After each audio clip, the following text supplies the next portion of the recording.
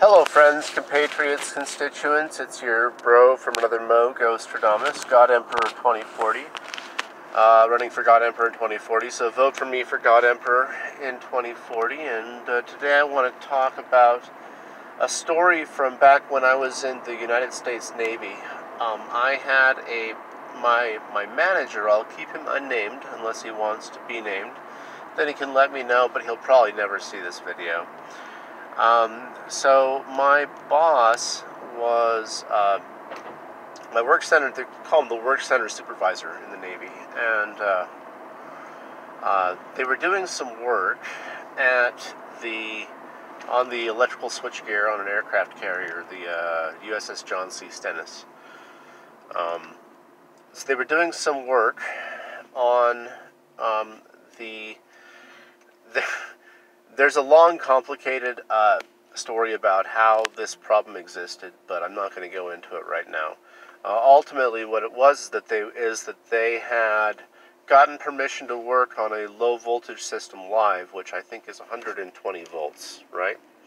So they got a permit to work on this 120 volt system live, and they got back, and then in troubleshooting this meter that they were having an issue with, they found that the problem was further upstream. So they pulled off the bus bars, or they pulled off the covers to the bus work that was in the back of the switchgear, and ignoring a sign that says 4160 volts. So needless to say, my work center supervisor was doing the troubleshooting, and in the course of that troubleshooting, he was having to work on some screws and stuff like that to try to get them loose, but they were too small, and so he couldn't really do it with the gloves on his hands like you're required. So per the Navy regulations at the time, I don't know if this is still true, but per the Navy regulations, if you're doing work on energized equipment, you can take your glove off of the hand that's actually doing the work. So as long as you've got your glove on your other hand, you can take the glove off the hand that's doing the work, and the logic behind that is that the hand that's not doing the work, you're not paying attention to.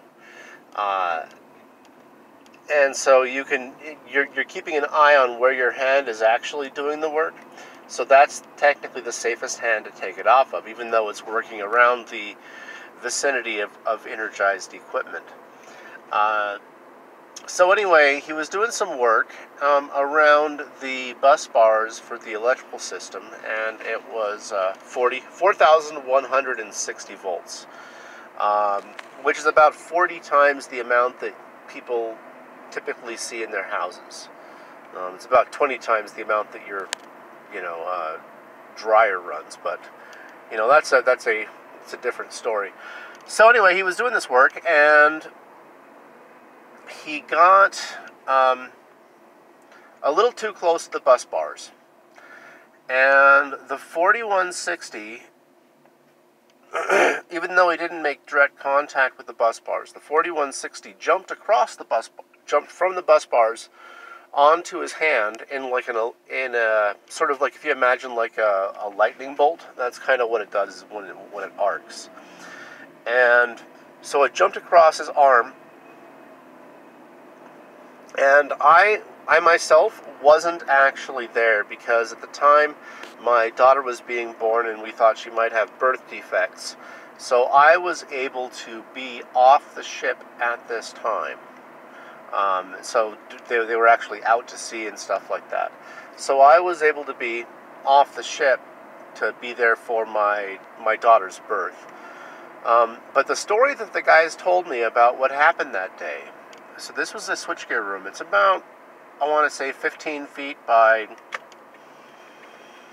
60 feet long, and it was, full of breakers and stuff like that, and there were people who were there inside the room during this troubleshooting process, and they said that when the light, or when the arc flash incident happened, there was, the whole room went blinding white, and they heard a scream, and he was basically blown out of the enclosure that he was in.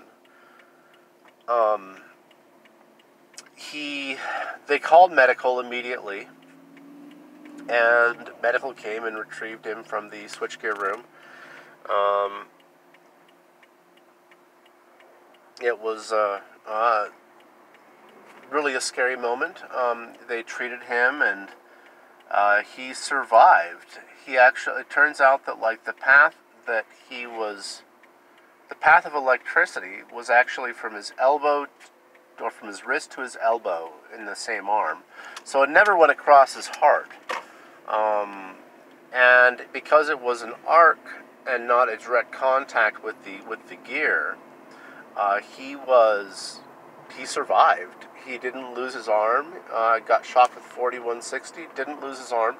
Didn't lose any part of his body. No permanent damage apart from he has a scar on his wrist and his elbow on that hand. But ultimately, it's a story of something that really could have gone wrong. And if he would have taken his glove off the other hand, it for sure would have gone through his heart and killed him.